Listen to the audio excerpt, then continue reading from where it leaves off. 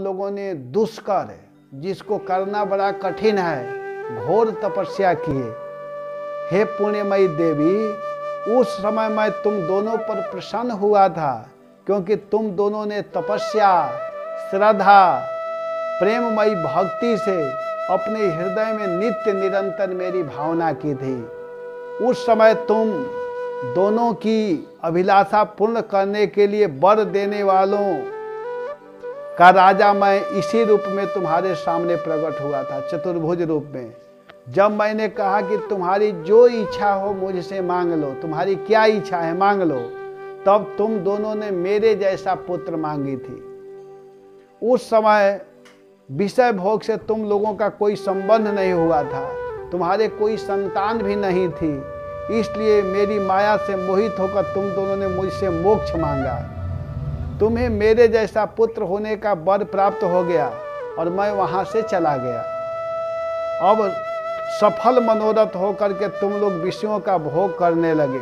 मैंने देखा कि संसार का शील, स्वभाव, उदारता तथा अन्य गुणों से मेरे जैसा दूसरा कोई नहीं हो सकता है, इसलिए मैं तुम दोनों के पुत्र हुआ और उस समय मैं पृश्नी गर्भ के नाम से विख्यात हुआ। फिर आप लोग दूसरे जन्म में अदिति और जो देवकी जी हैं वह अदिति हुई और वसुदेव जी जो हैं वह कश्यप थे।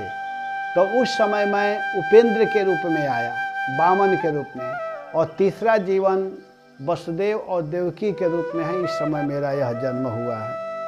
तो 3 जन्म के विषय में बता रहे हैं भगवान। कह रहे हैं कि पहला जन्म आपका पृश्नी और सुतपा, उस समय मैं पृश्नी गर्भ के रूप में आया। दूसरा जीवन आप लोगों का अदिति और कश्यप के रूप में था, उस समय मैं वामन देव के रूप में, उपेंद्र के रूप में आया। और इस समय आप देवकी हो और ये मेरे पिताजी वसुदेव के रूप में हैं। तो इस समय मैं वासुदेव कृष्ण के रूप में मैं आप लोगों के सामने आया हूँ। मैंने तुम्हें अपना यह रूप इसलिए दिखला दिया कि तुम्हें मेरे पूर्व अवतारों का स्मरण हो जाए। आपको इसीलिए मैं यह रूप दिखाया कि आप लोगों को पूर्व अवतारों का स्मरण हो सके। यदि मैं ऐसा नहीं करता तो केवल मनुष्य शरीर से मेरे अवतार की पहचान नहीं हो पाती, तुम दोनों मेरे अवतार की पहचान नहीं कर पाती। तुम दोनों मेरे प्रति पुत्र भाव तथा निरंतर ब्रह्म भाव रखना। इस प्रकार वात्सल्य, स्नेह और चिंतन के द्वारा तुम्हें मेरे परम पद की प्राप्ति होगी, मेरे परम पद की प्राप्ति होगी। इस प्रकार सुखदेव जी कहते हैं कि इतना कह करके भगवान चुप हो गए। भगवान जो विष्णु रूप में, चतुर्भुज रूप में थे, वह चुप हो गए और बिल्कुल अपने को शिशु रूप में धारण कर लिया। भगवान बिल्कुल छोटा बालक बन गए और भगवान वसुदेव जी से, जब भगवान शिशु रूप में हो गए तो उस समय वसुदेव जी ने भगवान की प्रेरणा से, भगवान खुद प्रेरणा दिए कि आप लोग यहाँ से हमको ले चलो।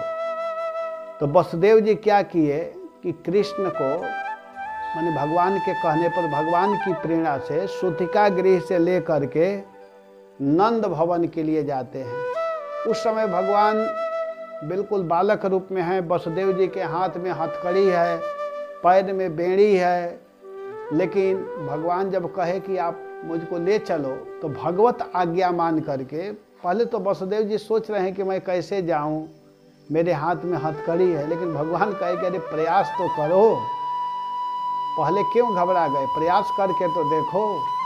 तो भगवान के कहने पर वसुदेव जी ने जब ही अपने हाथ को आगे बढ़ाया तो आगे बढ़ाते ही हुआ क्या कि हाथ का जो हथकड़ी है खुल गया, पैर का बेड़ी खुल गया और वे सीधे, उस समय जितने द्वारपाल आदि थे जो पहरा देने वाले थे, जोग माया के प्रभाव से सभी लोग सो गए थे और सीधे वसुदेव जी भगवान को ले करके जमुना पार करके नंद भवन में गए और वहाँ नंद भवन में जोग माया जो जन्म ली हुई थी, वहाँ अपने बालक को रह करके उस योग माया को उठा करके ले करके आए और जब जा रहे थे वसुदेव जी भगवान को लेकर के, तो उस समय बारिश हो रही थी। उस समय स्वयं अनंत भगवान जो शेष हैं वसुदेव जी के पीछे पीछे छतरी जैसा हो करके, भगवान को किसी प्रकार का कोई दिक्कत ना हो, जल का कोई प्रभाव ना हो, इसलिए शेष जी अपने फनों से जल को रोकते हुए भगवान के पीछे पीछे चलने लगे। उन दिनों बार बार वर्षा होती रहती थी, इससे जमुना जी का जल बढ़ गया था, उनका प्रवाह गहरा और तेज हो गया था।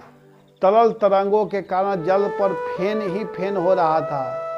सैकड़ों भयावह भंवर पड़ रहे थे। जैसे सीतापति भगवान राम जी को समुद्र ने मार्ग दे दिया था, वैसे ही जमुना जी जब देखी कि वसुदेव जी भगवान को लेकर के आ रहे हैं, तो जमुना जी ने उसी प्रकार जगह दे दी जैसे भगवान राम सीता जी को लेने के लिए गए थे, तो समुद्र ने मार्ग दे दिया था।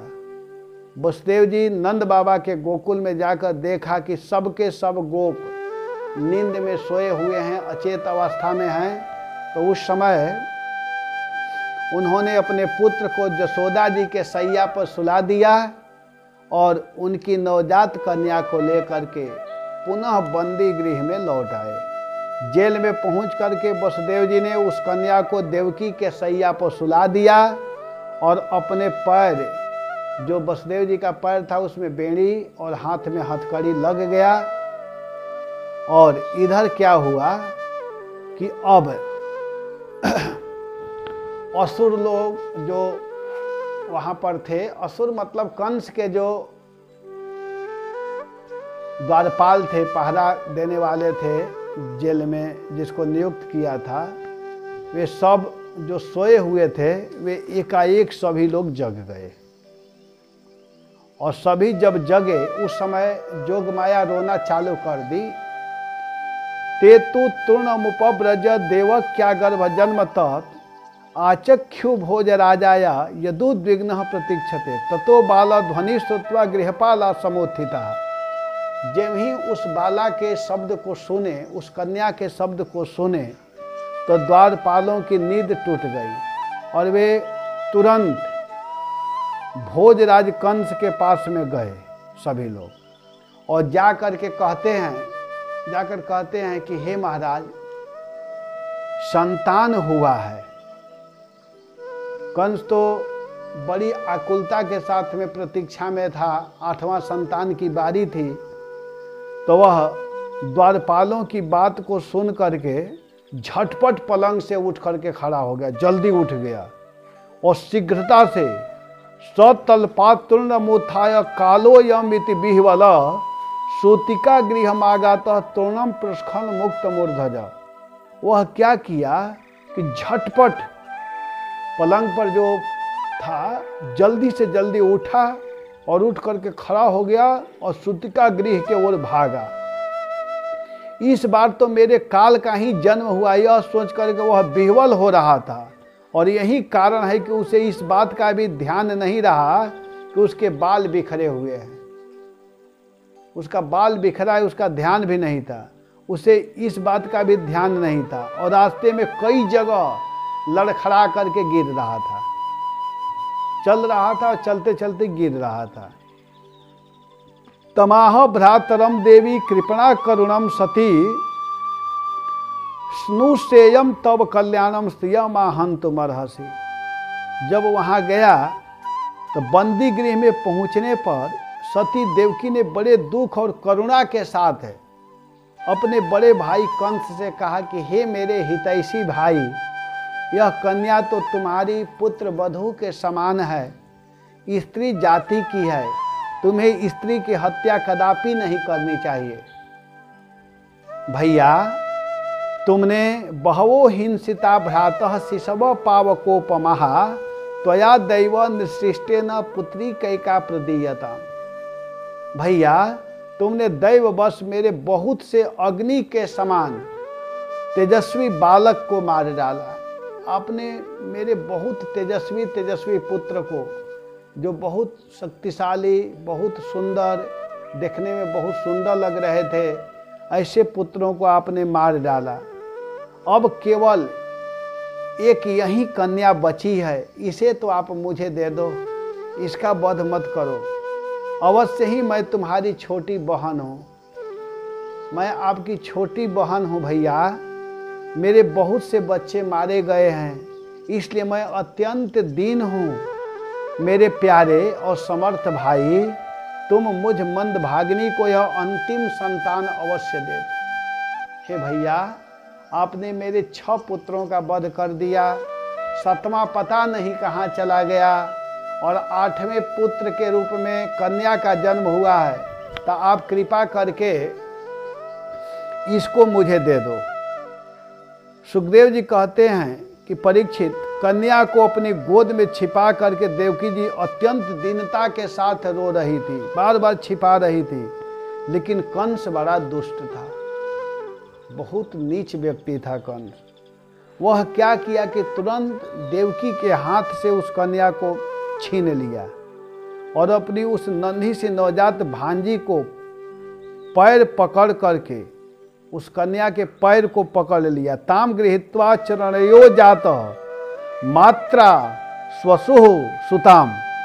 वह क्या किया दुष्ट कंस कि उस नवजात छोटी सी भांजी को अपने हाथ में ले लिया और उसके चरण को पकड़ करके, पैर को पकड़कर उसने जोर से एक चट्टान पर दे मारा, और स्वार्थ ने उसके हृदय से सौहार्द को समुद्र उकार फेंका था। परंतु कृष्ण की वह छोटी बहन साधारण कन्या तो थी नहीं।